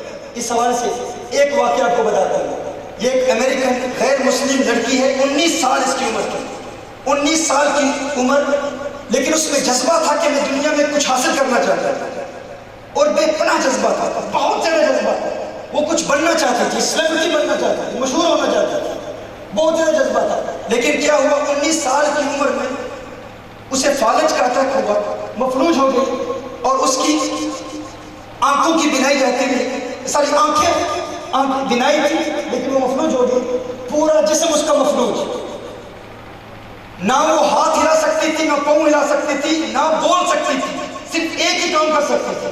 ابھی میں اس حوالے سے نبی کریم صلی اللہ علیہ وسلم کی حدیث پیش نہیں کرتا, یعنی ایک جو جملہ میں نے بیان کیا اس پر احادیث ہیں, صحابہ کے اقوال ہیں اور فقہا کے اقوال ہیں, اور اس پر تقدیر کے مسئلے میں اگر آپ کے ذہن میں کچھ سوالات آئیں تو ان اشکالات کے بھی جوابات میں بڑی تفصیل سے دے چکا ہوں, بہت تفصیل سے لیکچرز اس پر ڈیلیور کر چکا ہوں. یعنی جب ہم محنت کرتے ہیں تو محنت سے کیسے اپنے مقصد کو حاصل کرتے ہیں یہ بیان کر رہا ہوں. وہ لڑکی اب کیسے ہے, مفلوج ہے, فالج کا اٹیک ہو چکا ہے, حرکت بھی نہیں کر سکتی. اس حالت میں اس نے کتاب لکھی, اس حالت میں اس نے کتاب لکھی. اب وہ کتاب لکھی کیسے, ہاتھ بھی نہیں ہلا سکتی, بات بھی نہیں کر سکتی, منہ بھی نہیں ہو سکتی, حرکت بھی نہیں کر سکتی. کتاب کیسے لکھی, حروف تہجی اس کے رشتہ دار اس کے سامنے پیش کرتے ہیں. وہ صرف آنکھیں کھول اور بند کر, آنکھیں کھول سکتی ہیں بند کر سکتی ہیں, یہ آنکھیں کھولتی آنکھیں بند کرتی. رشتہ دار ایک دکھاتا ہے تو آنکھیں بند کر, اس کا مطلب یہ کہ اس حرف تہجی کا انتخاب کرتا ہے. اگر آنکھیں کھولے تو مطلب یہ ہوتا ہے کہ اس کو پاس کرتا ہے, دوسرے حرف تہجی. یوں ایک حرف سے لفظ بنا, لفظ سے جملے بنے, اور اس نے پوری کتاب لکھی. اب تصور کر سکتے ہیں اس کا جذبہ اس قدر تھا کہ میں زندگی میں کچھ حاصل کرنا چاہتی ہوں. بالکل اپاہج, مفلوج, ہاتھ بھی نہیں کام کر رہے, پاؤں بھی نہیں کام کر رہے, بول بھی نہیں سکتی, صرف آنکھیں کھول کے, آنکھیں صرف دماغ چل رہا ہے, آنکھیں چل رہی ہیں. اس حالت میں اس نے کتاب لکھی, وہ کتاب بیسٹ سیلر بک ہو گئی, پوری دنیا میں مشہور ہو گئی. اور یہ لڑکی 19 سال میں اس پر اٹیک ہوا, 21 سال کی عمر میں پوری دنیا میں مشہور ہو گئی. اس کتاب کی کور پر ایک جملہ ہے, بڑا خوبصورت جملہ ہے, آج اس جملے کو آپ یاد کر لیں. اس نے لکھا کہ اکثر لوگ اس حوالے سے پریشان رہتے ہیں, میرے پاس یہ نہیں ہے, میرے پاس یہ نہیں ہے, میرے پاس یہ نہیں ہے. وہ کہتی ہے focus on what you have in life rather than complaining about what you don't have in life. وہ کہتی ہے کہ یہ مت کہو کہ میرے پاس یہ نہیں ہے, یہ نہیں ہے, میرا استاد نکما تھا, میرے والد نے میری تربیت نہیں کی، حالات سازگار نہیں تھے، فلاں مشکل تھی، فلاں رکاوٹ تھی، فلاں چچا نے مجھ پر جادو کر دیے، فلاں رشتہ دار نے مجھ پر جادو کر دیے، فلاں عامل کے پاس گیا، اس نے کہا تجھے کامیابی مل نہیں سکتی، اگر تم ناکام ہے تو تیرے فلاں جادوگر کے جادو کی وجہ سے، ساری زندگی آپ جادو کو ختم کرنے کے لیے لگے ہوئے ہیں۔ وہ کہتی ہے یہ نہ دیکھو کہ میرے پاس کیا نہیں ہے، اس کو بھول جاؤ کہ میرے پاس کیا نہیں ہے، اس پر غور کرو کہ میرے پاس کیا ہے اور اس کو استعمال کرنے کا طریقہ سیکھ لو۔ دنیا کی کوئی طاقت تمہیں کامیابی حاصل کرنے سے روک نہیں سکتی۔ اور اس نے ایک جملہ کہا، اس نے کہا ہے انسان، اور یہ جملہ میں آپ کو بھی بتانا چاہتا ہوں، میرا پاکستان کا مزدور بھائی کہتا ہے میرے پاس یہ نہیں، میں کیسے ملینئر ہو سکتا ہوں؟ یہ گاڑیاں، یہ بڑے بنگلے، یہ تو بڑے امیر لوگوں کے لیے ہیں، یہ تو سیاستدان لوگوں کے لیے ہیں، ہمارا کام تو یہ ہے کہ ان کی چلتی ہوئی گاڑیوں کو دیکھیں، دور سے سلوٹ کریں اور ساری زندگی حسرت بھری نگاہوں سے دیکھتے رہیں کہ ہم ان کا مقام حاصل نہیں کر سکتے، ہمارے لیے ممکن نہیں ہے۔ ہر ایک کے لیے ممکن ہے، شرط یہ ہے کہ حضور کی تعلیمات پر عمل کرو، ان تعلیمات کو سیکھو اور دیکھو یہ غیر مسلم عورت کیا کہہ رہی ہے، یہ کہہ رہی ہے انسان تو کہتا ہے میرے پاس کچھ نہیں ہے، تو ذرا مجھے تو دیکھ لے، میرے پاس ہاتھ بھی نہیں، میرے پاس پاؤں بھی نہیں، میرے پاس زبان بھی نہیں، میرے پاس تو صرف 2 آنکھیں تھی، ان آنکھوں کو استعمال کرنے کا طریقہ سیکھ لیا، میں کامیاب ہو گئی۔ تو میں اپنے پاکستانی بھائیوں سے کہتا ہوں تمہیں تو اللہ نے ہاتھ بھی دیے ہیں، زبان بھی دی ہے، پاؤں بھی دیے ہیں، دماغ بھی دیا ہے، اللہ نے مواقع بھی دیے ہیں، ذرائع بھی دیے ہیں، وسائل بھی دیے ہیں، اور وہ غیر مسلم عورت وہ نہ اللہ کو پکارتی تھی نہ نبی پاک کو پکارتی تھی۔ تم تو کہتے ہو تم حضور کے دیوانے ہو، تم کامیابی کیوں نہیں حاصل کر سکتے؟ تم تو لبیک یا رسول اللہ کہنے والے ہو، تمہاری زندگی میں تو اللہ کی مدد بھی شامل ہے، آقا کا کرم بھی شامل ہے، غوث اعظم پیران پیر کی دعائیں بھی شامل ہے، خواجہ غریب نواز کی نسبتیں بھی حاصل ہیں، بابا فرید الدین گنج شکر کی نظر عنایت بھی ہے۔ تم کہو کہ میں محروم ہوں تو میں یہ بات قبول نہیں کر سکتا۔ آؤ آج کی اس محفل میں یہ ارادہ کریں کہ کوئی دنیا کا سگ تمہارے سامنے تکبر رعونت کے ساتھ یہ نہیں کہہ سکتا کہ تم چھوٹے طبقے کے ہو، نہیں کہو میں چھوٹے طبقے کا نہیں ہوں، اگر اللہ تمہیں ترقی دے سکتا ہے تو میں بھی غریب نواز کا غلام ہوں، میں بھی کامیابی حاصل کر سکتا ہوں۔ شرط یہ ہے کہ ہمت نہیں ہارنی، اور ہار سے کبھی زندگی میں اگر آپ ہار جائیں تو ہار سے کبھی دل برداشتہ نہ ہو۔ یہ ہارنا بھی یہ بھی بڑی نعمت ہے۔ ہار چل چل ہار ہمت نہ ہاری، چل چل ہار ہمت نہ ہاری، اوڑک پھر سی پاسا، پکھا چڑے منگن محمد ہک دن پر سی کاسا، پکھا چڑے منگن محمد ہک دن پر سی کاسا۔ میاں صاحب عارف کھڑی کو انگریز موٹیویشنل گرو کہتے ہیں کہ یہ وہ بندہ ہے کہ جس نے دنیا میں لوگوں کو کامیابی کا طریقہ سکھایا، موٹیویشن کا، لیکن ہمیں پتہ ہی نہیں۔ ہم تو عارف کھڑی رحمہ اللہ کی ان تعلیمات کو سمجھنے کی کوشش نہیں کرتے۔ وہ کہتے ہیں جتن جتن ہر کوئی کھیڈے تو ہارن کھیڈ فقیرا، جتن دا مل کوٹی پیندا ہارن دا مل ہیرا۔ ہارنا بھی سیکھ لو، اور ہارنے کے بعد تمہارا ری ایکشن کیا ہونا چاہیے اس کو سیکھ لو۔ تو یہ بات یاد رکھو، ہماری قوت لازوال ہے۔ تیسری بات، پہلی بات کیا ہے؟ پہلی بات کیا ہے؟ جانا کہاں ہے؟ سب کہو جانا۔ آج رات ہی آپ یہ لکھ لیں کہ میں نے آئندہ 5 سال میں کیا حاصل کرنا ہے۔ یاد رکھیں ہمارا یہ پیغام صرف آپ کے لیے نہیں ہے، پوری دنیا میں نشر ہوتا ہے، مختلف ٹی وی چینلز پر نشر ہوتا ہے، پوری دنیا میں لوگ سنتے ہیں، لیکن میں آپ کو یہ پیغام سنانا چاہتا ہوں تاکہ آپ کامیابی کی راہوں پر گامزن ہوں، آپ کو کامیابی حاصل کرنے کا طریقہ آ جائے۔ پہلا مقصد جانا کہاں ہے، دوسرا جان کتنی ہے، جان کتنی ہے، بے پناہ ہے، لازوال ہے، تیسرا جاؤں گا کیسے، تیسرا کیا ہے، پلاننگ کلیئر ہو، جانے کا طریقہ کیا ہے، کس طریقے سے جاؤں گا، اس طریقے پر غور کریں، اور اس دوران اداس لوگوں سے دور رہیں۔ کن لوگوں سے دور رہیں؟ اداس لوگوں سے دور رہیں۔ اداس لوگ کیا ہے؟ جو ہمیشہ کہتے ہیں تو کر ہی نہیں سکتا، تو ہے ہی نہ کما۔ جو لوگ تمہیں یہ کہیں تم نہیں کر سکتے ان سے دور رہو۔ کچھ لوگ تھے نا، انہیں ایک دیوار کو کراس کرنا تھا، دیوار کو کراس کر کے انہیں کچھ لوگوں کی جان بچانی تھی. جان بچانے کے لیے وہ دیوار کراس کر رہے تھے. دیوار کراس کرنے کے بعد انہیں اپنی زندگی بچانی تھی کیونکہ دشمنوں نے حملہ کیا. تو ان لوگوں نے کیا کیا؟ دشمنوں کے حملے سے بچنے کے لیے 10 لوگوں کا انتخاب کیا. 10 افراد کو چنا کہ تم جاؤ اس دیوار کو کراس کرو, اس دیوار کو پھلانگ کر دوسری طرف جاؤ اور وہاں سے رسی پھینکو, اور رسی پھینک کر باقی سارے شہر کے لوگوں کو تم ان کی جان کو بچاؤ. اب یہ بہت اہم نقطہ ہے اب سب کے لیے. ایک بڑی دیوار ہے, کچھ لوگوں نے اس دیوار کو کراس کرنا ہے. کراس کرنے کے بعد انہوں نے اوپر سے رسی پھینکنی ہے, اور جو جتنے بھی لوگ اس گاؤں میں ہیں, اس بستی میں ہیں, ان کی جان بچانی ہے. اب دیوار بہت بلند ہے, دیوار بہت اونچی ہے. اب جب انہوں نے رسی پھینکی, رسی پھینکنے کے لیے وہ دیوار کراس کرنے کی کوشش کر رہے ہیں, تو پیچھے سارے گاؤں کے لوگ کہہ رہے ہیں او یار تم یہ کام نہیں کر سکتا, واپس آ جاؤ, اس دیوار کو کراس کرنا ناممکن ہے, تم اس دیوار کو کراس نہیں کر سکتے. سارے لوگ کہہ رہے ہیں, پیچھے سے آوازیں بلند کر رہے ہیں, تمہارے لیے ناممکن ہے, تم یہ کام نہیں کر سکتا, یہ ممکن ہی نہیں, یہ پاسبل ہی نہیں. 10 لوگوں کا انتخاب ہوا. کتنے لوگوں کا انتخاب ہوا؟ 10 لوگوں نے پورے شہر کے لوگوں کی زندگی بچانی تھی.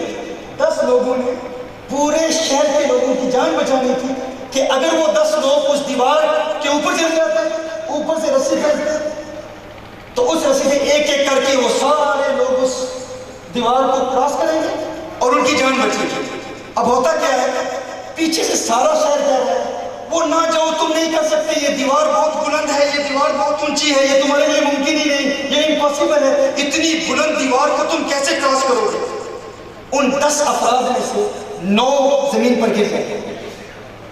صرف ایک بندہ کامیاب ہوتا ہے, صرف ایک بندہ کامیاب ہوتا ہے. وہ اوپر چلا جاتا ہے, اوپر سے رسی پھینکتا ہے, ایک ایک کر کے سارے شہر کے لوگوں کی زندگی بچاتا ہے, ان کی جان بچاتا ہے. جب ان کی جان بچ جاتی ہے, وہ اس دیوار کو کراس کر کے دوسری جانب چلے جاتے ہیں.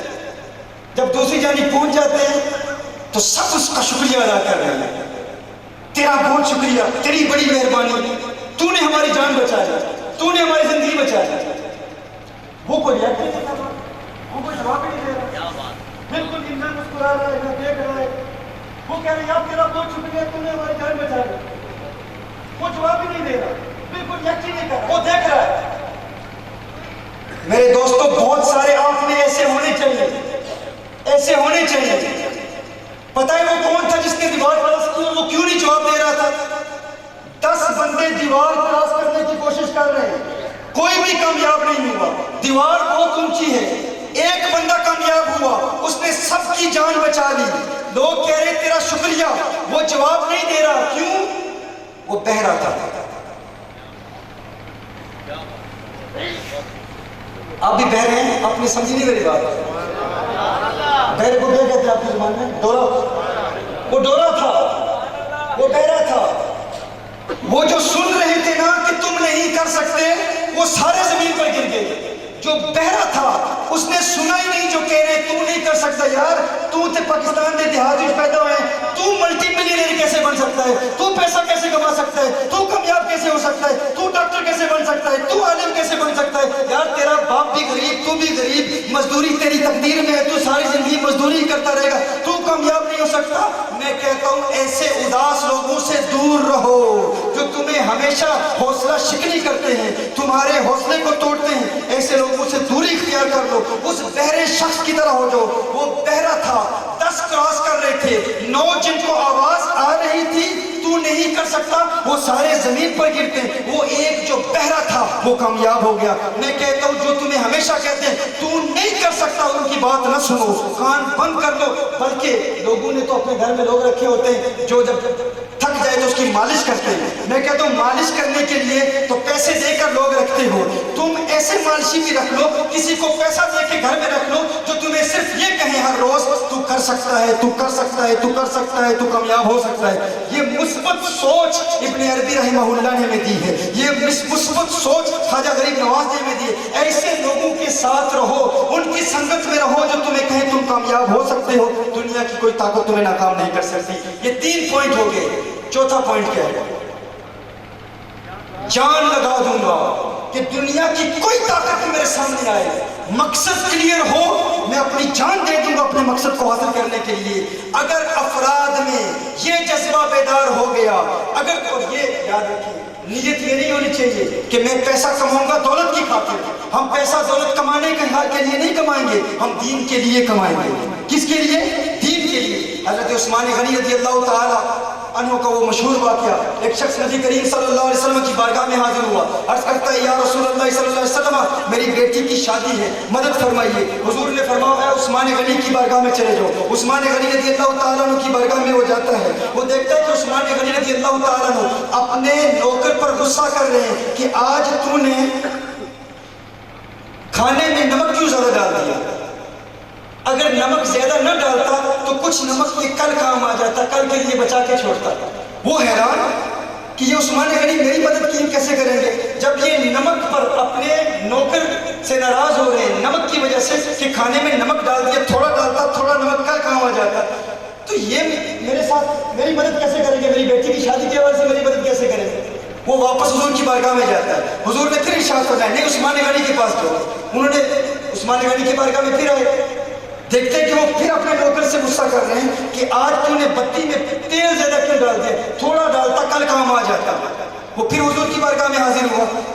हुजूर अकरम सल्लल्लाहु अलैहि वसल्लम ने फरमाया, फिर उस्मान गनी के पास जाओ। तीसरी मरतबा उस्मान गनी रज़ी अल्लाह ताला की बारगाह में जाता है, फौरन कहता है उस्मान गनी मेरी बेटी की शादी है, मदद फरमाइए। फरमाया, किसने भेजा? हाँ, मुझे सरकार ने भेजा, नबी करीम सल्लल्लाहु अलैहि वसल्लम ने। उस्मान गनी रज़ी अल्लाह ताला फरमाते, आओ एक कमरे में ले जाते हैं, उस कमरे में दिखाते हैं, देखते हैं वो कि वहां पर बहुत ज्यादा दौलत है। फरमाया, ये सारी तुम्हारी है, ये सारी ले जाओ। वो हैरान परेशान कि नमक की वजह से गुस्सा करने वाला, तेल की वजह से गुस्सा करने वाला, ये अपनी सारी दौलत दे रहा है। उस्मान गनी ने फरमाया, दुनिया ये समझती है ये दौलत उस्मान गनी की है, लेकिन जब से मोहम्मद अरबी का कलिमा पड़ा है, दौलत कमाई तो मैंने है, लेकिन अब मैं इस दौलत का मुहाफिज हूँ। अब मेरा अपना जाती कुछ भी नहीं है, ये दौलत हुजूर अकरम सल्लल्लाहु अलैहि वसल्लम की हो चुकी है। अब मैं इस दौलत का मुहाफिज हूँ, अब मैं इस माल का मुहाफिज हूँ। अब मैं इसे अपनी जात पर, अपनी रिक्वायरमेंट और अपनी जरूरियात से ज्यादा खर्च करने को फजूल खर्ची समझ हूं, क्योंकि मुहाफिज और हिफाजत करने वाले के लिए ये जायज नहीं है कि वो जायद रकम इस्तेमाल करे। लिहाजा अगर नमक भी ज्यादा डालेगा तो मैं नाराज हो जाता हूँ, तेल भी ज्यादा डालेगा तो मैं नाराज हो जाता हूँ, लेकिन मैं इस दौलत का मुहाफिज हूँ, मालिक नहीं हूँ। तुझे तो भेजा ही मालिकों ने है, तुझे तो मालिकों ने भेजा है, तू तो सब कुछ ले जा, क्योंकि ये दौलत मेरी नहीं है। इसलिए मैं कहता हूँ, अगर दौलत कमानी है तो इरादा ये होना चाहिए कि हम अल्लाह की रजा की खातिर, दीन की तबलीग की खातिर, दीन इस्लाम की तालीमात के प्रचार की खातिर इस दौलत को कमाएंगे और अफराद को मजबूत बनाएंगे। अगर अफराद को आपने मजबूत बनाया तो आप हैसियत कौम भी मजबूत बनेंगे। अल्लाह जल्ला व अला हमें नबी करीम सल्लल्लाहु अलैहि वसल्लम की इन 4 तालीमात पर अमल करते हुए कामयाबी अता फरमाए, कामरानी अता फरमाए। और वो 4 तालीमात क्या हैं, आज ही आप इरादा कर लें। पहला पॉइंट क्या है, सारे कहें आज। पहला पॉइंट क्या है, पहला पॉइंट क्या है, जाना कहाँ है। दूसरा पॉइंट क्या है, दूसरा पॉइंट क्या है, मैं चाहता हूं हर बंदा ये कहे, जितने बंदे यहां बैठे, पहला पॉइंट क्या है, सब जोर से कहे। पहला पॉइंट क्या है, जाना कहाँ है।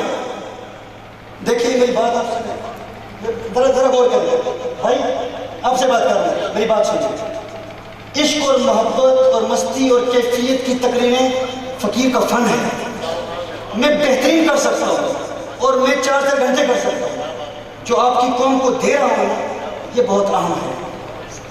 बैठ जाए, समाज फरमा, वो जो समाज फरमा, मैंने जो पैगाम दिया है मैं चाह रहा हूँ इस पैगाम को आप याद करें, क्योंकि ये अहम पैगाम है।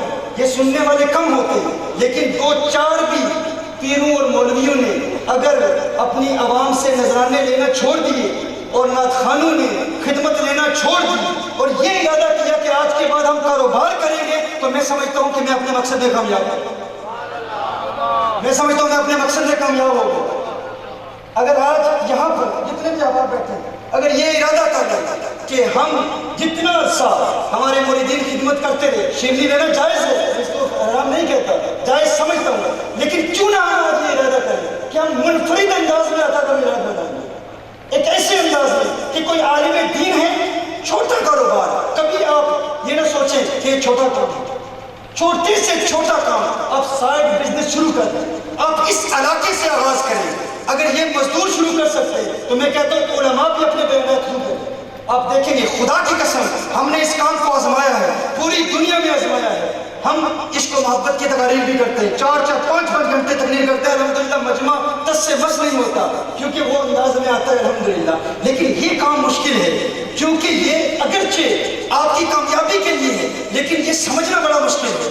مجھے لوگ کہتے ہیں یہ تقریر دیہات میں نہ کیا، یہ تقریر یونیورسٹی میں کیا دو۔ میں کہتا ہوں اگر یونیورسٹی نہیں کرتا رہا تو یونیورسٹی والوں کو ہمارے تک رسائی حاصل کرنا آسان ہے۔ اگر میں برطانیہ چھوڑ کے بغیر کسی پیسے کے لالچ کے، بغیر کسی مال کے، صرف آپ کے پاس اس لیے آیا ہوں تاکہ آپ کو بتاؤں کہ کاروبار کرنا بھی میرے آقا کی سنت ہے، تجارت کرنا بھی میرے آقا کی سنت ہے، تاکہ ان علاقوں کے لوگ بھی، میں نیکسٹ ٹائم یہاں پر آؤں تو میں دیکھوں کہ ان علاقوں کے لوگ بھی کاروبار کر رہے ہیں، بزنس کر رہے ہیں۔ اور فاروق اعظم نے فرمایا کہ اے مسلمانوں اگر تم نے تجارت کو چھوڑ دیا تو تمہارے مرد کافروں کی غلامی کریں گے اور تمہاری عورتیں کافر عورتوں کی غلامی کریں گی۔ اور سفیان ثوری نے فرمایا تھا، یہ ولی اللہ ہے، تارک دنیا ہے، فرماتے ہیں کہ اگر اس دور میں فرماتے ہیں کہ اگر ہمارے پاس دولت نہ رہی تو عمراء ہمیں رومال کی طرح استعمال کریں گے، اور علماء کے پاس اگر فقط علم ہوا اور دولت نہ ہوئی تو وہ سب سے پہلے اپنا دین بیچیں گے، سب سے پہلے اپنا دین بیچیں گے۔ علماء سب سے پہلے کیا بیچیں گے؟ اپنا دین بیچیں گے۔ اگر انہوں نے دولت کا اہتمام، کیوں لوگ مولوی کو آج نظر حقارت سے دیکھتے ہیں، کیوں لوگ آج مولوی کی توہین کرتے ہیں؟ ہم پوری دنیا میں کہتے ہیں کہ جس نے درس نظامی پڑھا وہ میڈیکل ڈاکٹر سے زیادہ تعلیم یافتہ ہے، میڈیکل ڈاکٹر ایک علم طب پڑھتا ہے، درس نظامی والا 14 فنون کم از کم پڑھتا ہے۔ لیکن ہمارے ہم مولوی کو فقط وظیفے، نکاح، امام اعظم ابو حنیفہ رحمہ اللہ نے امام ابو یوسف کی تربیت کرتے ہوئے فرمایا تھا، فرمایا ابو یوسف نکاح پڑھانے کے لیے نہ جانا، اپنے کسی خادم کو بھیج دو۔ امام ابو حنیفہ رحمہ اللہ نے امام ابو یوسف سے فرمایا تھا کہ اپنی سواری اچھی رکھنا۔ یہ تاریخ دنیا لوگ ہیں، کیوں؟ نصیحت کی، وصیت کی، کہا اپنی سواری اچھی رکھنا، اچھی سواری پر سفر کرنا، کیونکہ لوگ جب تجھے بری سواری پر دیکھیں گے تو لوگ عالم دین کی توہین کریں گے۔ یہی ہمارے معاشرے میں ہو رہا ہے، اور یہی سفیان ثوری نے فرمایا کہ اگر عالم اگر خود کفیل نہ ہو تو وہ خودداری کے ساتھ کبھی حق بیان نہیں کر پائے گا، دشواری ہوگی، لوگ اس کی تحقیر کریں گے۔ اور فرمایا پھر وہ سب سے پہلے اپنا دین ہی بیچے گا۔ اس لیے میں یہ تعلیم دینے کی کوشش کر رہا ہوں آپ کی بارگاہ میں، بزرگوں کی بارگاہ میں یہ عرض کر رہا ہوں کہ ہم نے اس کو آزمایا ہے۔ الحمدللہ آج اگر پوری دنیا میں کیا انگریز، کیا عرب، کیا پاکستانی، کیا ہندوستانی بدعقیدہ، گمراہ، حضور کی توہین کرنے والے، حضور اکرم صلی اللہ علیہ وسلم کے مقامات و تصرفات کے منکرین، وہ علم غیب کو نہیں مانتے تھے، لیکن ہم نے جب ان کو پریکٹیکل لائف میں صوفیاء کی ان تعلیمات سے آگاہ و آشنا کیا کہ اپنی ذات میں کچھ خرچ نہیں کرنا، عاجزی، انکساری اور تواضع کا پیکر بننا ہے، لیکن اپنے آپ کو اس قدر مضبوط رکھو کہ لوگ تمہیں جاہل مولوی نہ کہیں، لوگ تمہاری توہین اور تحقیر نہ کریں، لوگ مسجد کا ملا نہ کہیں۔ جب مسجد کے عالم کو یہ وقار، یہ وثوق، اور بالخصوص پیران نظام، وہ پیر میں جو دین پڑھتے ہیں، نہ علم پڑھتے ہیں، نہ دین کی مبادیات کا علم حاصل کرتے ہیں، فقط ساری زندگی کوٹھیاں بنگلے صرف مریدوں سے شیرنیاں لے لے کر، پیسے لے لے کر، نہ مرید کو کچھ پڑھایا، نہ اپنے آبا کی تعلیمات پر عمل کیا۔ بڑے ہمارے بزرگ ہیں، وہ بڑے تھے، وہ بڑے تھے، تم نے کیا کیا؟ تم تو صرف پیسے ہی بناتے رہے، تم تو صرف کوٹھی ہی بناتے رہے۔ تم آؤ مریدین کی تربیت کرو، انہیں علم دین بھی سکھاؤ، انہیں عالم بھی بنو، باوقار عالم بنو، اور بتاؤ کہ ہمارے فقہا، ہمارے علماء، ہمارے بزرگوں کی تربیت کتنی بہترین تربیت تھی۔ مرید آئے پیر کی بارگاہ میں 10 روپے شیرنی دے، 10 روپے خدمت پیش کرے اور پیر قبول کرے کہ مرید نے محبت سے دی ہے، پھر پیر اسے 10,000 دے۔ یہ پیر کا کام ہے، 10,000 دولت بھی دے اور پھر دین کا علم بھی دے، فقر بھی دے، تصوف بھی دے۔ وہ پیر پھر وہ مرید فخر کے ساتھ کہے دنیا کو کہ میرا پیر پیسے بنانے والا نہیں پیسے دینے والا ہے، کیونکہ اس آقا کا غلام ہے کہ جنہوں نے کائنات کو دولت دی، دین کی دولت دی، معرفت کی دولت دی، عزت دی، عظمت دی، شان دی، وقار دیا. لیکن آج ہم ان آقا کی تعلیمات کو بھول چکے، ہم بھی بھول چکے. ہمارے بے شمار علماء اور بالخصوص جاہل پیر وہ تو بالکل بہت دور ہو چکے. آئیے ہم ارادہ کریں، پختہ ارادہ کریں کہ ہم کم از کم آج کی اس محفل میں اپنے انداز کو بدلیں گے، اپنی ترتیب کو بدلیں گے، اپنے معیارات کو بدلیں گے. علماء کی بھی ذمہ داری ہے، نعت خوانوں کی بھی ذمہ داری ہے، اسکالرز کی بھی ذمہ داری ہے، اور آپ احباب کی بھی ذمہ داری ہے. آج کی اس محفل میں یہ منفرد انداز میں، ایک مختلف انداز میں ہم نے سرکار کا میلاد منایا ہے کہ آج میلاد کی برکت سے ہم نے یہ سیکھا ہے کہ ہم ایک کامیاب مسلمان کیسے بن سکتے ہیں. کون بننے کے لیے تیار ہے؟ آپ ہاتھ اٹھائیں. آپ سب تیار ہیں انشاءاللہ؟ آپ سب کاروبار شروع کریں گے. کس نیت سے کہ آقا کی سنت ہے، کس نیت سے کہ صحابہ کی سنت ہے، کس نیت سے کہ صدیق اکبر سے بڑا تارک الدنیا کون ہے؟ صدیق اکبر سے بڑا تارک الدنیا کوئی نہیں تو صدیق اکبر سے بڑا کاروباری بھی کوئی نہیں. ہم بزنس کریں گے، اللہ کے دین کی خاطر کریں گے. اور پھر دیکھیں جب یہ افراد تیار ہوں گے، خدا کی قسم جن کو حقیر جان کے تم نے بجھا دیا، یہی چراغ جلیں گے تو روشنی ہو. ہم تیار ہیں انشاءاللہ. اللہ جل وعلا ہمیں استقامت عطا فرمائے. اب جب یہ طریقہ سیکھ لیا، پہلا پوائنٹ کیا تھا؟ پہلا پوائنٹ کیا تھا؟ اس کو آئینے پر لکھ لیں، موبائل پر لکھ لیں. 1 مہینہ لگ جائے لیکن سوچیں کہ میری صلاحیتیں کیا ہیں، میں کون سا کاروبار کر سکتا ہوں. دوسرا، جان کتنی ہے.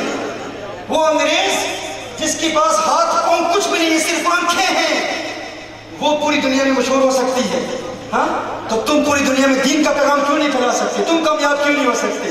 لیکن یہ ہے کہ اپنے رب پر یقین کہ اللہ نے اپنے بندے کو لازوال اور بے پناہ طاقت دی ہے. تو دوسرا پوائنٹ، جان کتنی ہے؟ بے پناہ جان ہے. تیسرا پوائنٹ، جاؤں گا کیسے؟ پلاننگ ہونی چاہیے. پلاننگ کریں کہ کون سا طریقہ کار اختیار کرنا ہے. چوتھا پوائنٹ، جان لگا دوں گا. کوئی یہ نہیں کہہ سکتا تو نہیں کر سکتا، جو کہتا ہے تو نہیں کر سکتا اسے دوری اختیار کریں. ان 4 پوائنٹس پر پہلے ہم عمل کریں گے. اور اب آخر میں وظیفہ لے لیں. میرے آقا صلی اللہ علیہ وسلم کی بارگاہ میں ایک صحابی عرض کرتے ہیں، یا رسول اللہ صلی اللہ علیہ وسلم، آقا بہت غریب ہوں، کوئی وظیفہ دے دیجئے تنگ دستی دور ہو جائے. میرے آقا صلی اللہ علیہ وسلم نے ارشاد فرمایا، ایک عمل کر لیں، ایک ورد کر لیں. وہ ورد کیا ہے؟ میرے آقا نے ارشاد فرمایا، جب بھی گھر میں داخل ہو گھر والوں کو سلام پیش کرو اور ایک مرتبہ قل هو اللہ احد سورہ اخلاص پڑھ لو.